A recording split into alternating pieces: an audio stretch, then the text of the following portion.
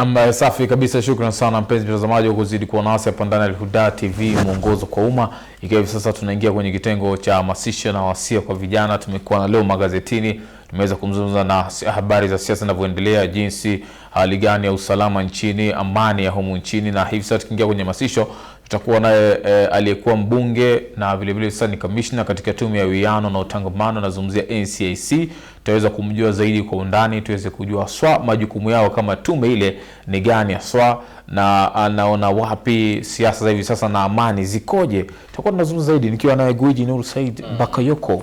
Wajua unapotaja NCIC mimi humuona mzee Francis Ole Kaparo, sababu nafikiri ndio alikuwa ni mwenyekiti wa kwanza wa tume hii ya uwiano na utangamano. Lakini sasa hivi nafikiri ni Reverend Samuel Kobia kama sijakosea, ndio mwenyekiti wa tume hii. Na mara nyingi tunapowapata makamishna ambao wanasimamia na kuzungumzia kwa sauti masuala ya amani, hasa wakati wa uchaguzi, tunafurahia sana. Ni hamasisho tosha sana. Sana. Kidogo ni wa, lakini ndio hivyo. Tumkaribishe kwanza. Usalimie kwanza mtazamaji alafu tusahihishe. Assalamu alaykum wa rahmatullahi wa barakatuh, watazamaji wa Al-Huda TV wa Al-Huda. Ningekusahihisha kwanza, mwenyekiti wa kwanza wa tume hili alikuwa Kibunjia. Mzalendo Kibunjia. Kweli. Wa pili ndio Ole Kaparo. Kweli mzalendo. Yupo mzalendo bado? Mzalendo yuko lakini haiko kwa tume. Okay, nafikiri. Kwa hivyo ili nipitikia kidogo. Sio mzee, ni kijana sasa. Nilipata Ole Kaparo kumpata mzalendo. Umekubali kwamba labda Ole Kaparo alikuwa ana sauti kubwa kuliko wengine mzalendo. Lakini yote 9-10 bado ni NCIC. Kumbuka kwamba Ole Kaparo alikuwa speaker wa bunge na mambo yake ya order na maneno yake na nguvu zake za kuamrisha. Nafikiri mimi nikiinukia honorable, nimemjua speaker ni Ole Kaparo. Sijui aliyekuwa mbele yake, sijui nani. Na nyuma yake hujui. Na nyuma yake ni Marende nafikiri. Marende. Sasa ni Muturi JB. Na wale madipi wale ndakuwa rais alitangaza jana. Wale madipi ndio kabisa sasa hata tuwajui. Najua tu Farah mahali basi. Karibu sana Abdulaziz Farah. David wa sasa hivi anaitwa Moses Cheboy. Wapi? Kutoka Kurusoi. Tunafurahi sana Abdulaziz Farah kuweza kuchukua wakati wako na kuweza kuwa nasi siku ya leo. Ni faraja kwetu hapa ndani ya TV Al-Huda. Vile vile mtazamaji, nitakupata fursa ya kuweza kuuliza maswali yako kuhusiana na amani na uwiano na utengamano katika taifa la Kenya. Lakini kwanza Abdulaziz Farah, kabla tuweze kuingia ndani, ningependa mtazamaji kufahamu kabisa, nipate tu historia yako fupi. Kuzaliwa ni wapi? Yaani nipate historia mpaka kufika kuwa commissioner, safari yako ya ubunge na kila kitu. Shukran. Mimi kuzaliwa, nimezaliwa county ya Mandera na nimesomea shule ya msingi Mandera. Lakini kwa bahati nzuri na kufanya vizuri kwa mtihani ya shule ya msingi, nilijikuta katika shule fahari ya Moi High School Kabarak. Mashallah. Ndipo nikamaliza nikaelekea Kenyatta University, na baada ya hayo nikakataa kufanya kazi ya serikali au ya kampuni zingine zote, nikafanya biashara.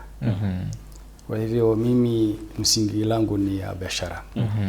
Lakini baada ya hiyo nikajiunga na siasa tena. Kwa hivyo nimehudumia constituency ya Mandera East 2013-2017. Na sijaanguka kwa uchaguzi wa 2017. Nilisalimu amri kwa ile mpango ya wazee. Negotiated democracy. Walipozungusha viti kwa maclans, nikaona clan yangu wamepewa deputy governor. Sasa nikasema basi mimi sitaki hiyo, ukatoka mwenyewe. Nikatoka. Kwa hivyo sikuwa kwa ballot. 2017 huko kwa ballot. Sikuwa kwa ballot. Kwa maajabu ya Mwenyezi Mungu nilimfanyia campaign aliyokuwa kiti sahihi. Huyo ni Roba. Hapana, mbunge. Yule anahudumia sahihi, nilimfanyia campaign. Mashallah. Kwa hivyo nilisalimu amri haraka sana ili siku za usoni iwe rahisi kwangu. Ndio wazee ni siku ya friction na hawa. Kwa hivyo mimi ni huyo. Alafu baada ya uchaguzi wa 2017 nilifanyia campaign kubwa pia Rais Uhuru Kenyatta. Labda nimepewa zawadi ya kazi hii. Ndio sasa mimi ni commissioner wa tume hili. Naam. Mashallah. Safari imenifurahisha hiyo safari. Anasema hakuanguka kura. Hakuanguka, ni mwenye tu aliamua naamini singeanguka. Lakini Abdulaziz, hapo katika negotiated democracy hata tulipokuwa tunaanza mazungumzo yetu asubuhi tulizungumzia sana. Vijana wengi hata jana nilipoangalia news walipoulizwa maoni yao kuhusu negotiated democracy, majority walikuwa wanaipinga. Sijui wewe unaichukuliaje negotiated democracy hasa North Eastern? Ina faida zake na hasara zake. Lakini gani zinazidi zingine? Which one outweighs the other? Pia inategemea vile mnavyoangalia. But kwa mimi rai yangu naona kama hajatumiwa vibaya ni mzuri. Mzuri ndio zaidi. Kwa sababu wazee wakiwa fair na wasiwe na ufisadi inakuwa vizuri. Kwa sababu viti zote ambazo zinawekwa kwa meza. Na ile ukoo zote ambazo ziko pia wanaletwa. Kwa hivyo at the end of the day everybody walks out with something. Kwa hivyo wanagawa viti kwa mfano saizi ni 6, sio? Kuna urais hapo haiko, tutoe hiyo.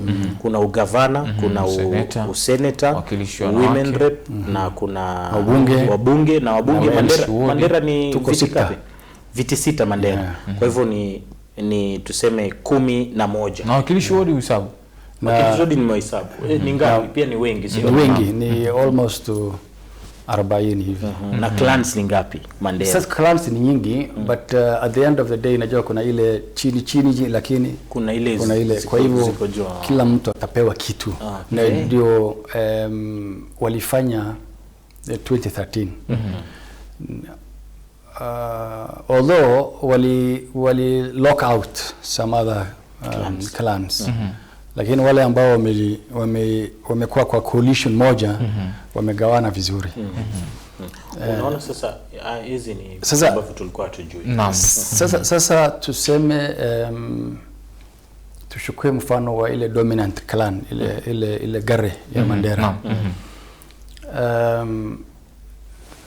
Clan moja wameshukua governor, mwingine ameshukua senator, mwingine ameshukua women rep, na wengine wakachukua mbunge wa Mandera South, wengine wamechukua mbunge wa Mandera West, na mwingine mbunge wa Banisa. Na MCAs wakagawana. Pia wakaahidiana kwamba serikali ya county ikikua vya ile wafanyakazi pia watagawana. Mawaziri, ma chief officers, na public service board committee, yote hizo speaker, deputy speaker, majority leader, hizo vitu zote watagawana. Kwa hivyo tuseme haijawahi kuleta mvurugano ama mvutano baina ya wakazi wa Mandera ama North Eastern sasa ubaya wake Kenya siku hizi kuna hii tabia ya coalition building. So at the end of the day kuna clans wataungana kufanya coalition. In the process watalock out wengine. So sasa hapo ndio itakuwa na vurugu. Wale ambao wamekuwa locked out watalete shida. Kwa hivyo at the end of the day negotiated democracy reduces friction between the clans. Because they share the positions on the table na kila mtu walks away with something. Lakini commissioner pia hapo katika maybe disadvantage. Lakini disadvantage yake sana ni ile ku compromise demokrasia. Ndio sasa. Naam. Demokrasia haswa kwa njia ya kupoteza viongozi ambao wangefaa. Naam. In the process wanalete viongozi ambao ni handpicked. Yeah. We can't question ambao hawafai. Kwa sasa hivi ni bahati mbaya kwamba mheshimiwa Bilo Kero is out of politics. Yeah, alikuwa mbunge wa Mandera, senator wa Mandera. Yeah, sijamwona muda mrefu sana. Ni kwa sababu ya hiyo mpango. And we needed Bilo Kero so much. So because he's a smart mind. In process you lose quality leadership. Because kile kinaangaliwa si quality ya kiongozi, lakini ni kalan gani amepata ama hajapata. Okay. So that is one. And second, niliwaambia kwamba kuna ile ku lock out wengine. Unaona? And then in a kind of germinate ukabila. Ile harakati ya kusema hii ni yetu, hii ni yetu, hii ni yetu, hii ni wetu, hii ni yetu, unajua. Kwa hivyo at the end of the day pia ina fuel ile tribalism. Because kama viongozi wangechaguliwa kidemokrasia, wewe unachaguliwa na kila mtu, na mnaenda kumhudumia kila mtu. Lakini kama umeletewa na clan yako, you are only answerable to the clan. Yeah, exactly. That's what I was saying. Yeah, unaona. Kwa hivyo pia ina fuel ukabila. Naam. So kuna disadvantage yake na advantage yake. Yeah. Kweli, lakini sasa tukibaki hapo kabla tutoke kwenye negotiated democracy, mbona wengine wanapewa only one term, others wanapewa ruhusa ya kwenda for 2 terms? What exactly do they use hapa? Kwa sababu wewe umepiga 1 term, 2013-2017.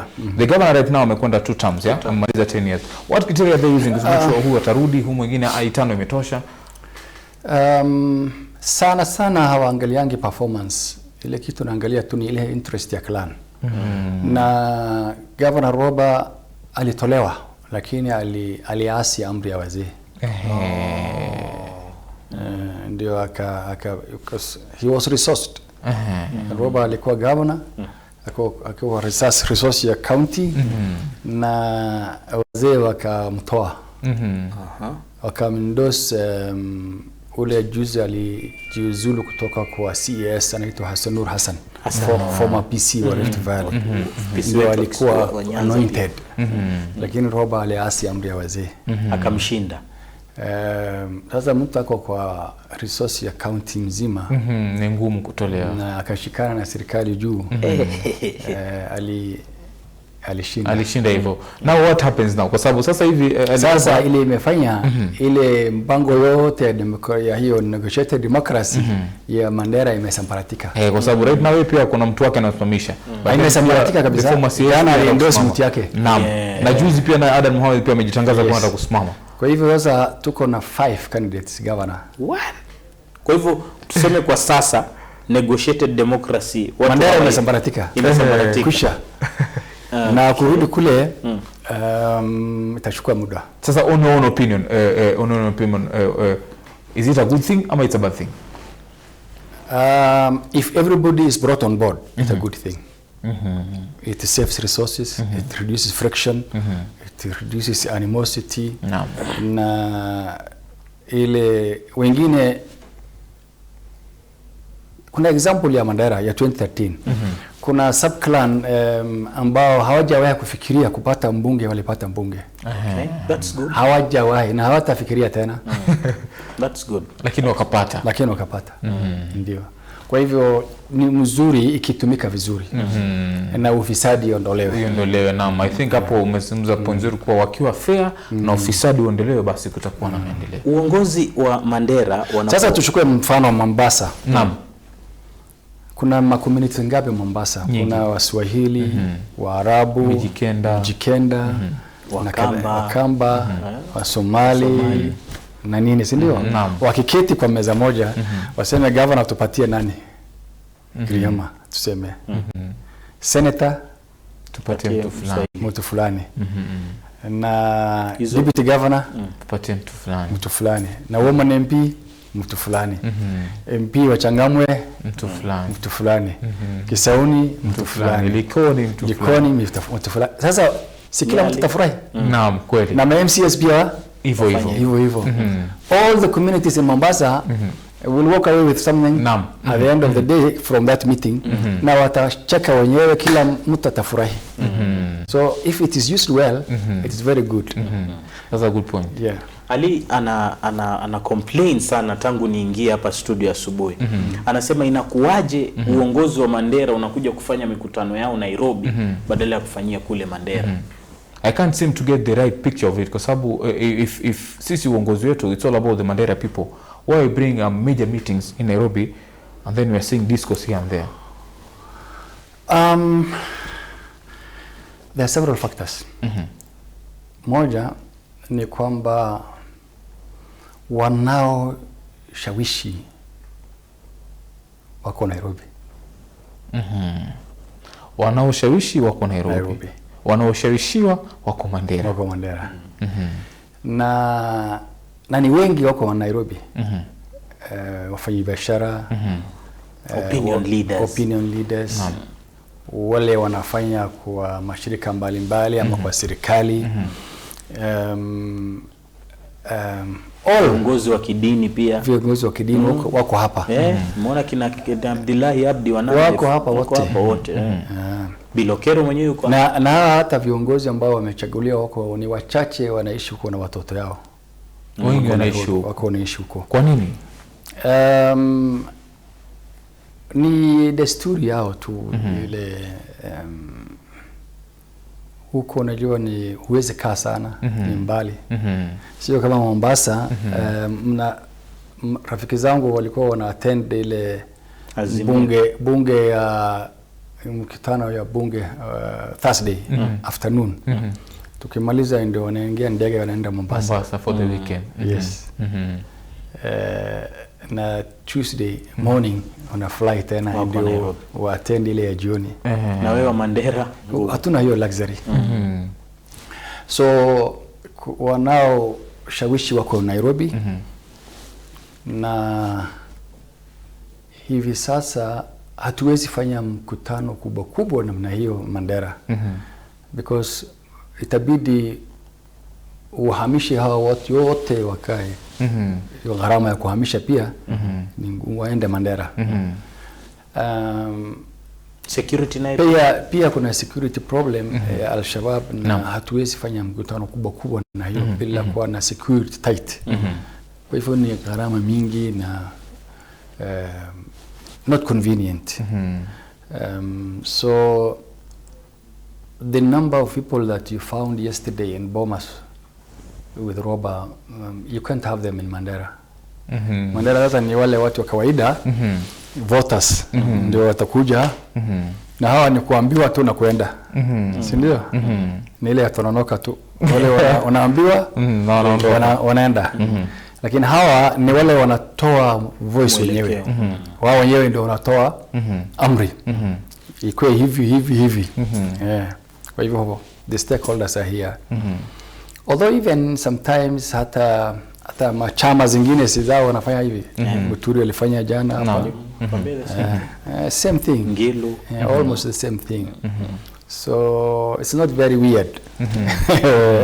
So sishangae sana. Sasa breaking the chain. Influencers are here, voters are there, but with 10 years, I think 9 years of devolution, do you think that these counties are northeastern wamefaidika kivyovyote with distribution of uongozi and everything, devolution and all, imesaidia kweli? Yes, no. Yes, because Mandera County gets almost 10 billion shillings annually. 10 billion shillings Yes, annually. yes. Almost half of that goes for recurrent expenses. Half of it. Almost half. And that is salaries, rent, and those things, bills and those things. So that means that money goes to wananchi in Mandera. Whether it's a salary or Rent or fuel or maintenance or whatever, it goes to the people of Mandera. So hii ni faida, hatujawahi pata pesa kama hizo tangu tupate uhuru. Kwa hivyo ni faida kubwa sana. Secondly, the other half ya development. Ufisadi yuko sana tena. Sana. We have devolved corruption. Now, but hatuwezi kosa some trickle down. Kama kuna shida ya maji, kuna ile pesa iko ready ya dharura kutoka county, afya namna hiyo, barabara namna hiyo. Najua zamani ulikuwa unaongojea kutoka juu na ianguke kwa sababu tuseme kuna barabara imekatika mahali na haipitiki. Inataka kasi ya dharura. Kutoka juu itachukua budget ya mwaka, sijui ile ingine ya supplementary, sijui nini na nini na nini. MP azunguke ofisi baada ya ofisi, ndio itakuja when watu wamechoka. Hivi sasa governor ana move quickly. He will rekebisha that place na life continues. Of course kuna vitu vingi vimefanyika. Tuseme county yangu ya Mandera.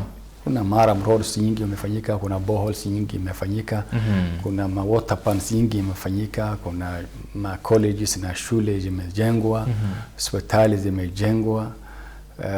Kuna kazi nyingi imefanyika katika constituency yangu ambayo ni headquarter ya county. Kuna majengo nyingi, county headquarter, county assembly, ni governor's house. Ukiona unasema hapa ni kuzuri, ni Dubai. There's a whole change over of the town. Kuna mabadiliko kubwa imefanyika. Kwa hivyo hatuwezi sema kwamba devolution haijafanya, imefanya na itaendelea kufanya. Hata ukileta ule mtu most corrupt, bado kuna kitu inafanyika. Sasa hawezi kula yote. I think sasa tuingie kwenye NCIC. Kwanza Sheikh, tueleze tu kidogo kuhusiana na NCIC na historia yake kabla kuingia na kazi yake, sio? Naam. Sababu labda kuna mtu ndio amesikia kwa mara ya kwanza, ajui kabisa shughuli yake kabisa ni gani. Kwa bahati mbaya nchi hii we went to our lowest in 2007. 2008. The post-election violence. And I think it is only Allah that has saved the country. Kabisa. Lakini wanasiasa na Wakenya hawajapanga kuweka nchi yao vizuri. Lakini ni Mwenyezi Mungu alituokoa. When that happened and the international community also came to rescue us. So you can remember the Kofi Annan and the eminent persons from Africa. Kapa, Machel. Huyu rais wa juzi wa Tanzania Kikwete, walikuja. Kwa hivyo wakaongelesha hawa jamaa, Raila na Kibaki. And in the process umeagree vitu kadhaa. Kulikuwa na agenda moja, agenda number 1, agenda number 1 2 3 4, agenda number 2, agenda number 3, agenda number 4. Agenda number 1 being cessation of hostilities. Simamisha kwanza hii damu ndio tuongee. Number 2 ilikuwa humanitarian assistance. Kwa wale ambao wameathirika wasaidike kwanza. Number 3 sijui ilikuwa whatever, lakini number 4 ni hii kitu inaitwa agenda 4 program. Power sharing. Agenda 4 power sharing na hizo nyingine ni kando, lakini agenda 4 ilikuwa ina deal na ni kitu gani imetulete hapa. What brought us to 2007 problem. That reflection imelete ya kwamba number 1 we had land issues. Why we busted, why we bust to fight. There's something that we have been having. It was boiling. It was boiling. Something, accumulatively there were problems that were in the country. They were not addressed since independence. So cumulatively hizo vitu ndio zilichoma nchi. Land issues. So I recommend tuweke kitu tunaitwa land commission. It deal na hiyo problem. We had electoral problems. Kuiba, uchaguzi, mololongo, sijui nini, ile mtu unahesabu sijui mara 10 mtu moja, mololongo. 1, 2, 3, yes, 5, 6, 7, 8, 9, 10. And then you go to the next one. Kuibana uchaguzi. So wakaweka ile IEBC na kwanza ile interim boundaries IEC. Yes. Kudeal na hiyo shida. Alafu kuna ile ya kudeal na constitution mbaya. We had a bad constitution. So wakasema pia nchi lazima ipate constitution. Ndio sasa baadaye tukaweka ile committee of experts nini kulete midwife constitution. The police yetu pia kulikuwa problem. It was a force. So then the National Police Service, unaona. Then the courts, the Judiciary Service Commission, then kuna injustices tumefanyana tangu independence. Wewe umenifanyia injustices, mimi nimekufanyia injustice. Truth, not solved. Justice and Reconciliation. Truth, Justice and Reconciliation, TJRC, where I worked as a civic education officer, was to deal with historical injustices so that we can bring to a closure our problems. So that kama ni watu ambao wameuawa Wagala massacre, what can we do about it? So that they can forget about it. At least waseme nimeridhika. So kama ni massacre ingine huko Pokot hivyo. Kama kuna wale extrajudicial killings nini, marginalization, sisi wengine huko tumetengwa sana. Huko juu tumetengwa sana. When all those things were to be dealt with, TJRC, and then the report implemented by government. Now wakagundua pia ya kwamba in the country Kenyans we hate one another. Tuko divided sana. Tunaambiana sisi na hawa. We are not Kenyans. Lakini kila mtu kuna ile boma yake. We're in silos. 41 against 1, those things. Yeah, huyu ni Mgiriama, huyu ni Msomali, huyu ni nani, huyu ni Mkukuyu. Ukiona studio leo hapa watu wanahesabu hawa ni nani? Hawa ni kabila moja. Hawa wanakaa pamoja, ni watu wa moja. Unaona? Unaenda idara fulani ya serikali, unaona language hapa wengi sana. Hapa unaona? So watu wamechukiana. So NCIC imebuniwa ili they bring the country together. They pull the country together. Wahamasishe wananchi kwamba wao ni watu moja, nchi moja ambaye kuna destiny moja. In fact, that is our slogan. One nation, one people, one destiny. And at the same time to guard against anything ambaye inaweza kuvuruga hiyo Kenya moja hiyo. Kwa hivyo hiyo ndio ile kuzaliwa kwa NCIC. So the act that governs NCIC is called NCI Act 2008. So NCIC was born out of conflict.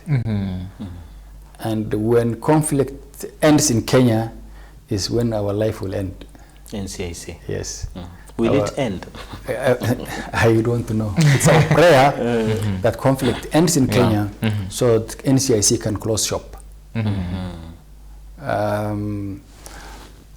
Now, the other thing that I want to shed light on is that Kenyans know NCIC for hate speech. Yes. Exactly. Yes. Nothing else. Yes. To mayor, hate speech. Hate speech. Ukiongea mbaya NCIC itakushika wewe. But I want to tell Kenyans that hate speech is only one clause in our act. If you read the act, it's section 13 of the act. But we have a whole lineup of functions and responsibilities that were given to us that Kenyans don't know. So when Kenyans say huyu mwanasiasa aliongea vibaya, kwa nini NCIC is not jailing them or jailing him?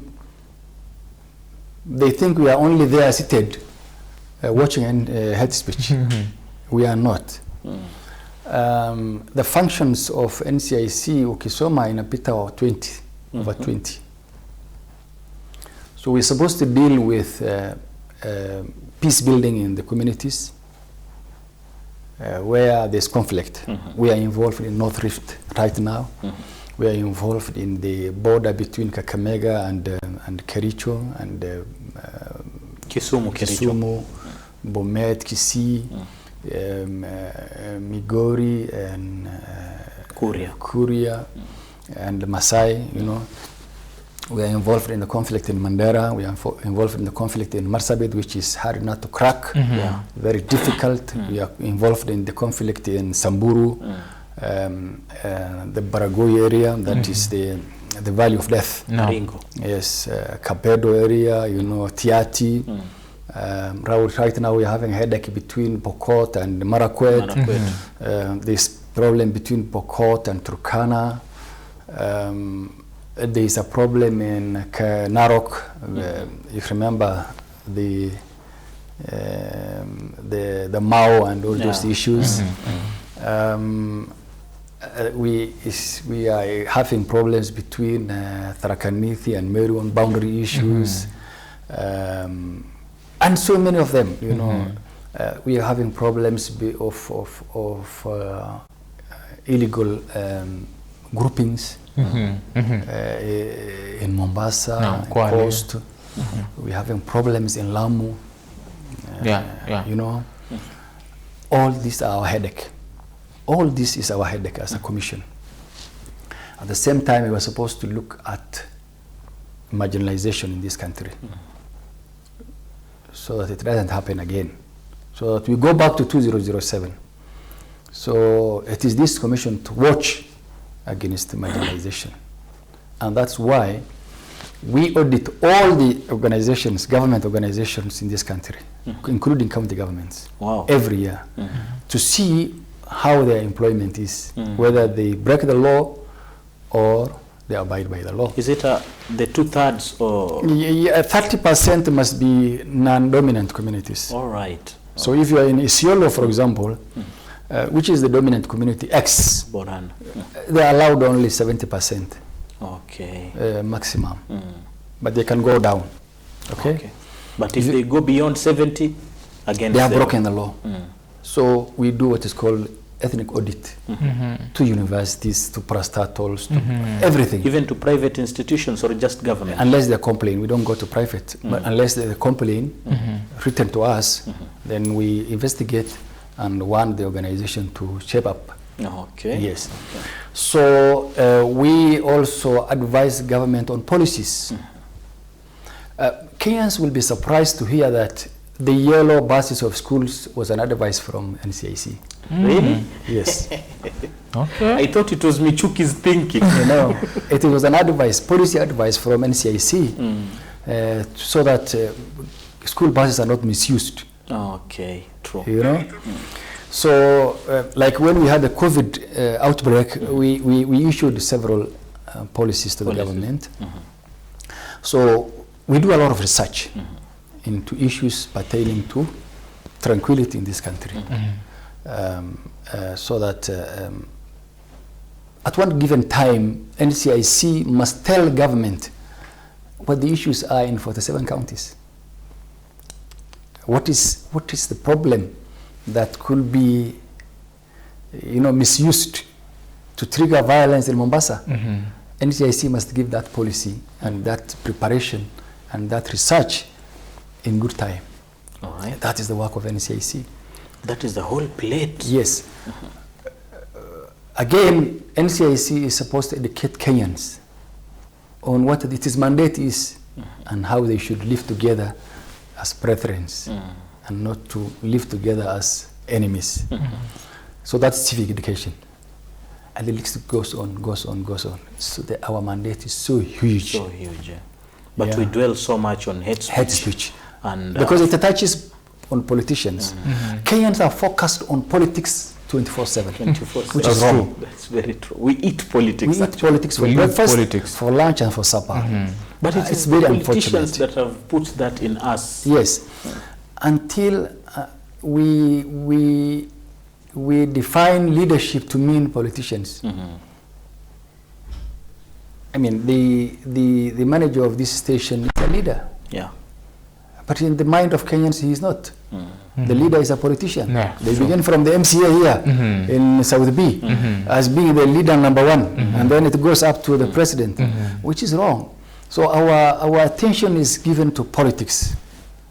But all that said, Abdulaziz, as much as, yes, our attention is given to politics, but we know it's the politicians that fuel all these things that we have said. When they're given a platform to speak, they speak like the other day we were talking about Stanley Livondo in Thika. If you go to social media, you find a lot of hate being spewed by the youth and the politicians and several other people. Don't you think that, especially during this electioneering period, we should dwell so much on these politicians rather than the common mwananchi, whom you guys from NCIC can sit them down and tell them, even though inafaa kuwa hivi haifai kuwa na wakawasikiza?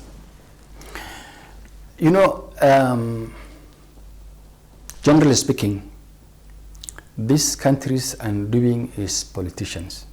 Exactly. Nothing less, nothing more. It's politicians. Whether it is economics, whether it is social cohesion and peaceful coexistence, whether it is marginalization and injustices, I mean, all the wrongs in this country is done by politicians, to be very sincere. And me being one of them, I cannot absolve myself from the blame. But it happened. Kenyans are very resilient, peace-loving. They like or love one another. They live together. They help one another. We are our brother's keeper. Yeah. Until when a politician arrives, is when we become enemies. That is when you realize you are a Somali. Yes. I am from somewhere. Yes. That's when even people of Mandera will now start calling themselves clans. You will hear this is Garre, this is Murale, this is the Gudia, this is what? Because of the politician. When a politician arrives. Before that, we share our small porridge, a cup of tea. You knock the door to ask for salt. Yes, we are brothers. My friends, good friends. But when a politician comes, so you know what true we start pointing fingers at each other. It's very unfortunate, and we have to deal with that as a commission as much as we have been empowered by the law. Our headache as now is delivering a peaceful election 2022. That's our biggest headache.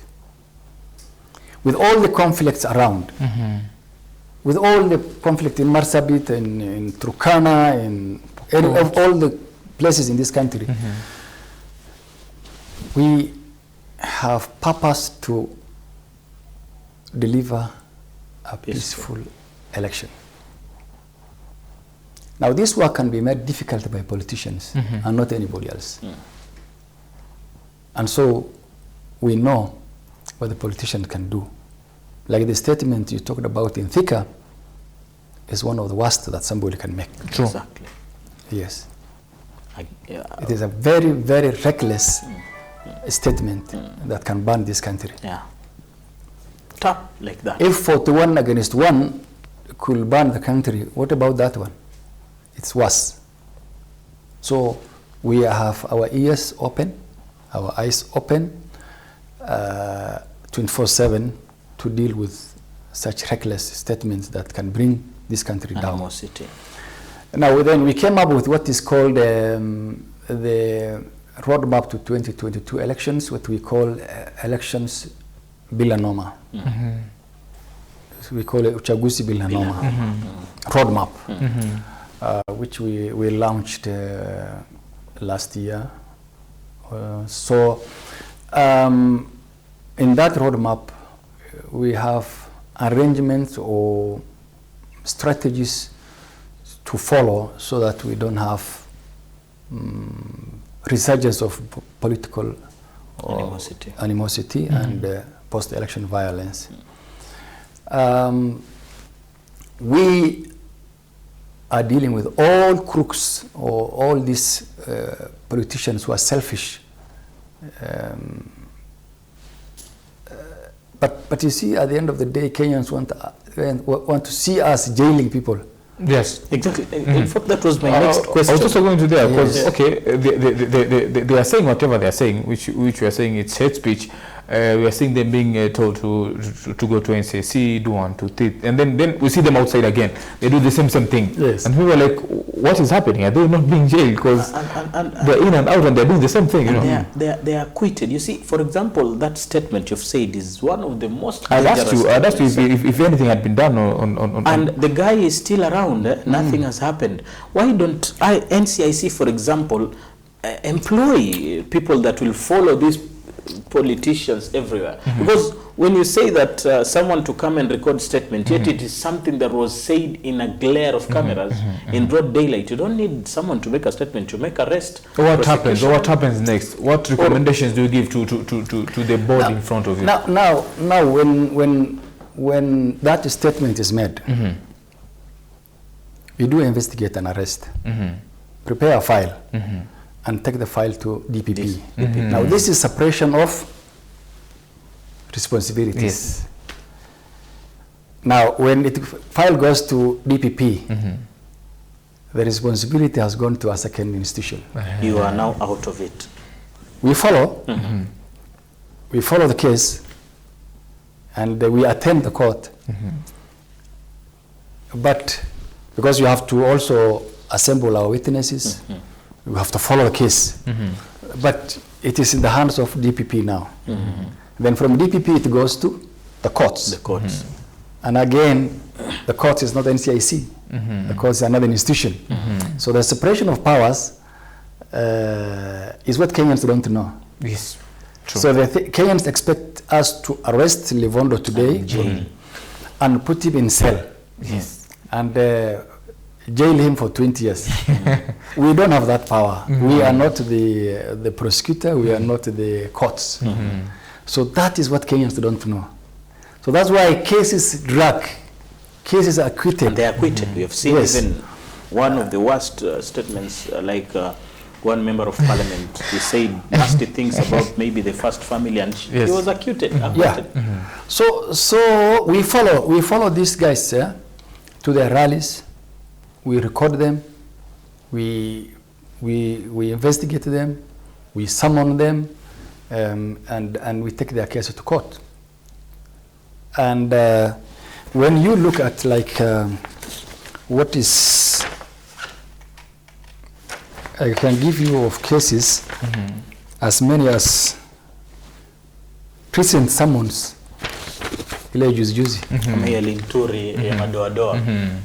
Honorable Mithika Linturi, Honorable Aaron Cheriot, Jamatia Sagon. Umesikia hiyo mama wa Baringo? Ule alikuwa anataka baby. Ule alisema tunafaa kununua hizi weapons. Tunangoja nini? Remember? Abubakar Amana Lama, umekumbuka? There's Jane Anik Khair, Richard Onyoka. Exactly. Richard Onyoka in fact also spoke very badly in Kisii.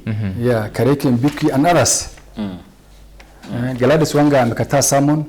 Senator Cleophas Malala. What happens? What happens wakikataa summon? We will arrest them because we have the powers of a high court judge. Magistrate powers to arrest. So anybody who defaults summons, we will arrest him straight. And how long does it take it? Because let's say you have called me to come, let's say on this 21st, I come on Thursday. I don't come on Thursday. No, but you have to call and say you are not available today, but you will come on certain. What if I don't call? I don't even respond to your call. Now that is the time you are being arrested. How long does it take for you guys to arrest this person? Anytime. If ukipitisha tu, tunaweza kudeal na wewe. But again, when we talk about this alarming statements and reckless statements that politicians make, does it mean it's only politicians that you focus on, or there are also other people that are supposed to be religious leaders, for example, leaders on the grounds, even us as journalists, as we maybe we represent our programs here? Is there something that if maybe I say, according to NCIC, this is a reckless statement, I'm supposed to be arrested, am I also going to be arrested, or just some other people? Yes, it is. The law applies across to everyone. It's not only politicians. It has just unfortunately become that politicians are our first customers. Everyone. Now everyone again, on the audiovisual or on the mic, or written, or electronically transmitted, or even in social media, written. And the most chaotic thing that we are unable to deal with is the social media, where people even have pseudonyms. Somebody is calling himself Kenya hapa na Kenya pale, and you don't know who he is. Zalendo Kenya. Now it has become the new arena of hate speech. The worst, in fact. And this is not mostly done by politicians, it's done by Kenyans, common Kenyans, wananchi wa kawaida.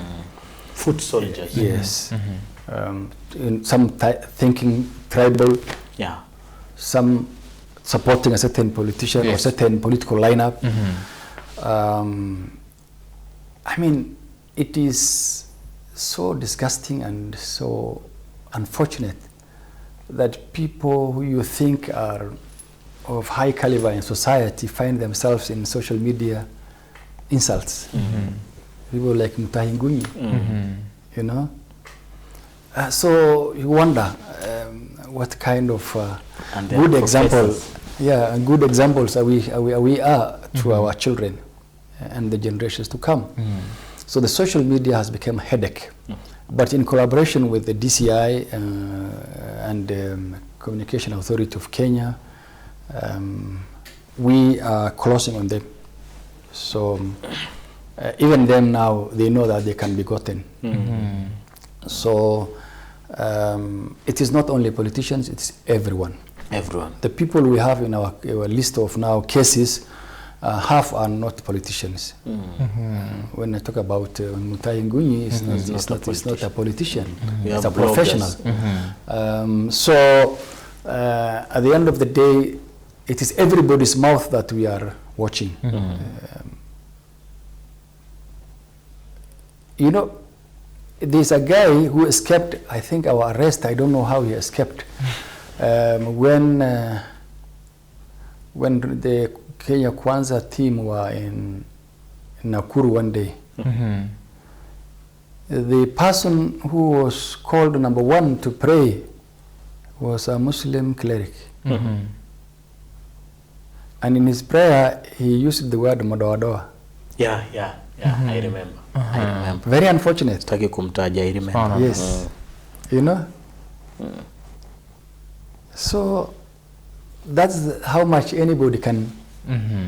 So what is the difference between that sheikh and Mythical and Mythical Ntuli? No difference. There is no difference. No difference. Yeah. So it's everybody. It's everybody. Yeah, Abdulaziz, which is the worst case that NCIC has ever handled since its inception until today? Oh, Mutahi Nguyen's case was one. The Bangani 6 were another group. You remember the Bangani 6? Yeah. You know, and so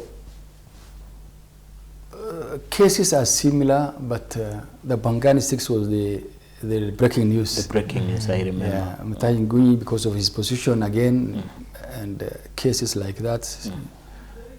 Governors were involved. Governor Kingi was involved. He's still on the list. Governor Ngilu is also in the list.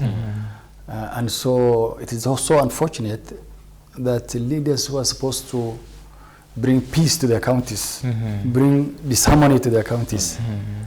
At this juncture, I must thank some people who have done good work at their areas.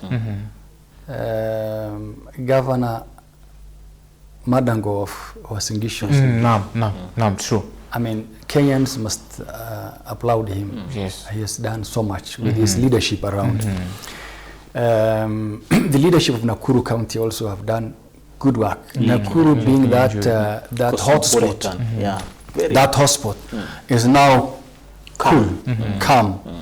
And it's not by choice. It is the resolve of the leadership that said enough is enough, and they took their county away from the red line. Governor Roba of Mandera also has been in the forefront of making sure that he invests heavily in solving the community conflict. He has eased our job in Mandera. Governor Joho has also done a lot in Mombasa. Of course, Mvuria in Kwale. Kwale is one of the best now. I mean, it's nice. You will not hear Kwale in the red lines anymore. So there are governors and leaders who have worked and made sure that the areas are safe. Loinkabo of West Pokot tried his best also. So NCIC now heavily also relies with collaboration with the stakeholders, the county leadership, the Kenya Police, what they call the Ngao, the provincial administration. You also work with the Communication Authority? Yeah, in terms of dealing with voices and those things. If you dispute that clip is not from you, we can now consult CA. Yeah, because there are people who say, your sauti si yangu. Not just fabricated. So my brother, Kenyans of all walks of life should mind what they say, what they do, what they write. You know, they should remember that they are burning their country.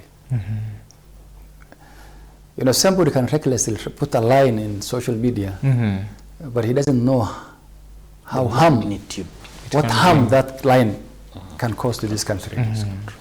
You know, if Kenya burns, we burn all of us. All of us. We all lose, including the guy who wrote that line. And if he thinks he has escaped himself, his family members will also be affected, whether their life, their property, their economy, their future, their education. There's no way you can escape. So we must jealously guard our peace as Kenyans. And that's why the reason we are here to talk to Kenyans, viewers of Al Huda TV, so that they can also propagate what we are telling them. At least each viewer can tell another person. So the message reaches home that it is not wise to destroy a country. Once a country is destroyed, to bring it back on its feet is difficult. No. Look at Somalia. Look at Ethiopia. They are not yet there. Rwanda, Burundi, even Uganda, Congo, South Sudan, South Africa, Central Republic, you know Mali, what? Chad.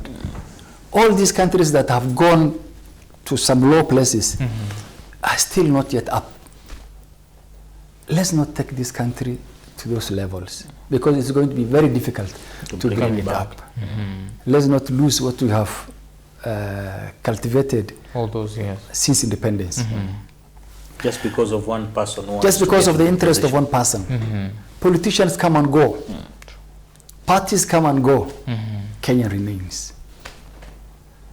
If you want to ban this country because of William Ruto or Raila Odinga, woe unto you, because those ones are mortal. They will go.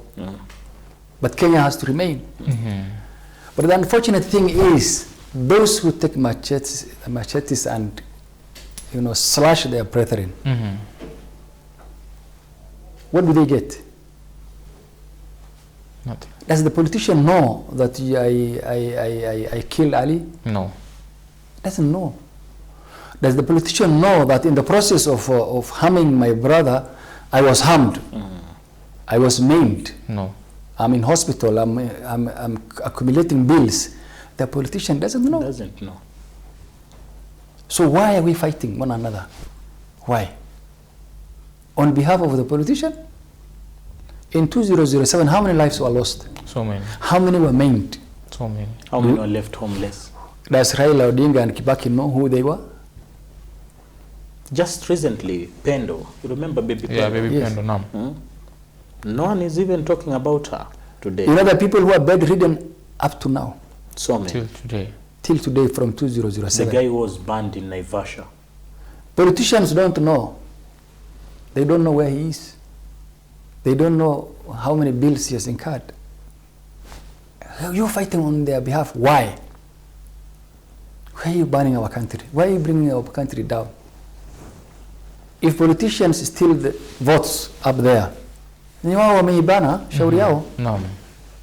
Our constitutional right is to vote. And once we vote, we go home. How they steal from one another is not our business. That's not your There's nothing we can do anyway. Yes. Nothing. There's nothing we can do. Whether there's a server or something that is being manipulated, me and you can do nothing about it.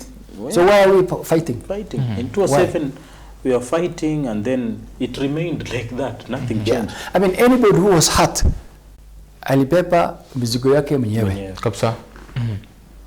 Sio mwanasiasa amebeba kitu, ni wewe mwenyewe umebeba. Your livelihood, your life, you know, Your family. your education, your children's future, everything you've lost. The child of the politician is where? US. US or one of the UK. best schools in Kenya. Enjoying life. Brayband, Brookhouse. Name some. The lowest is Makini. St. Mary's. Yeah, that's where their children are. And do we see usually their children throwing stones in the forefront? No. Never. Now, Never. You can't. So what we are telling Kenyans is, mind your business. Mind your business. I mean, it is not life and death for If the elections. person you are supporting will not get that opportunity, there is another time. Yes, there's tomorrow. He can win tomorrow. But anybody who is elected is a Kenyan, he will serve you. Yeah. Yeah. True. I mean, Whether today, voted for him or not. yeah, today if Raila Odinga wins, he has no option but to serve me. Yeah, of course. Exactly. I mean, He cannot segregate because he's a national leader. yes. Or does he put more well on the table of a Jaluo? No. Me, I always say in the No. word of Jackson Kiplagat Mandagor that siasa usiweke kwa roho. Yeah. Because Raila never voted for Uhuru, but he is now. Yes. He said, you know, actually said the other day that whatever we are seeing on the TVs is nothing compared to what they see behind the Yes. scenes. So we should actually live in peace with each other. I mean, when you see how politicians Laugh talk to another, dine and wine together. Utajichukia.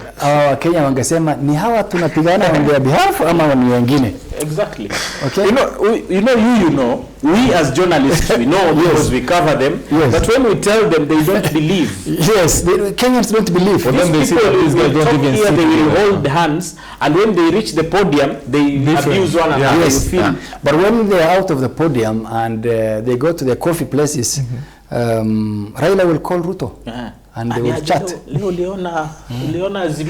Yes. They talk. And when they meet in places, you saw them even at rallies or in national events. They're talking to each other in low tones. What are and they laugh about it, you know. Yeah, they laugh. So tunaambia wa Kenya, please, this is our country. We don't have another country. Yes. By the way, hatuna spare country. Do it? No. If we lose this country, the other country we'll have is a country where you are a refugee. The name itself is ugly. Yes. And you know how refugees look like. We have refugees in our country. Yes. Refugee is a prison. It's a prison. Yes. It's more than a prison, actually. So let's not lose our nationality. Let's be proud. You know? Khair says the pride of Africa. Let's be the pride of Africa. And we can only be there if we take care of our country. And it is the responsibility of each and every one of us. It is not the responsibility of Uhuru Kenyatta or a politician or Raila Odinga or William Ruto. It is the responsibility of each individual in Kenya to make sure that you jealously guard this country. You know, in the developed world, for example, if you're walking on the streets and you use a tissue to wipe your nose, to wipe your nose, you don't throw. You carry it until you reach a dustbin, and then you put it. But in Kenya, we wipe and we throw, isn't it? Yes. So that is how irresponsible we are. Even with the peace of this country, we do the same. We are not responsible because that person in the developed world will ask himself, wait a minute, why should I do this? I mean, no. So there is self-discipline. Yes, there is self-discipline at the individual level, where you know, you heard of a train that derailed from its line, and then the Minister for Transport resigns. How is he involved? I remember that. I mean, how is he involved? No way. That's a technical thing. Yeah. In Kenya, you lose. In Kenya, we say over my dead body. So we are not taking responsibility individually and sometimes collectively, because we group ourselves in certain things, whether we call ourselves tribe fulani or region fulani or religion fulani, we group ourselves. Mbona tusiseme inchi fulani, tujiite wananchi? What we should call ourselves is Kenyans. No. I'm a Kenyan. Full stop. We ended there. I'm a Kenyan. And the other person next to me is a Kenyan, my brother, my sister. Full stop, nothing else. Okay. Shukran sana Mheshimiwa Abdulaziz. Farah kwenye Facebook unasema walaikum salam rahmatullahi barakatuh, watching from Bahrain. Anton anasema we need peace during this electioneering period. The youth must keep away from divisive politics and violence. Sydney, thank you so much for tuning in. Shukran sana. I think we'll have to call you back because I had so many questions, especially concerning the clerics, the shuyukhs and the other religious leaders. How do you engage them to talk about these things in their khutbahs and other things, or do you have any special training for them? I think next time, inshallah, because of time, we'll have to end it here. Yes. But we'll have to talk about that also. Shukran sana, Mheshimiwa, for coming. It was an amazing interview, mashallah. Barakallahu fik, and keep doing the good work. And anytime we'll also be your foot soldiers outside here, because from today we are going to be ambassadors of peace. for NCIC and all the Kenyans as a whole to make sure that we have a peaceful electioneering process? Thank you very much, and God bless Al Huda and other channels.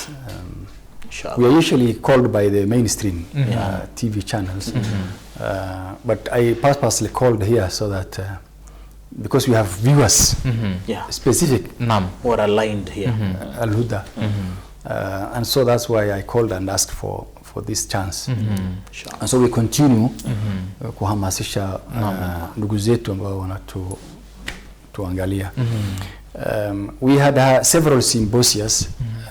One of them was the religious leaders. We had it, and we've agreed that the member and the pulpit will be used to propagate peace for these remaining months. And so all the shuyukhs and the bishops will be disseminating that information, and their khutbahs will be having parts of peaceful coexistence, cohesion, integration, and the benefit of being united as a country.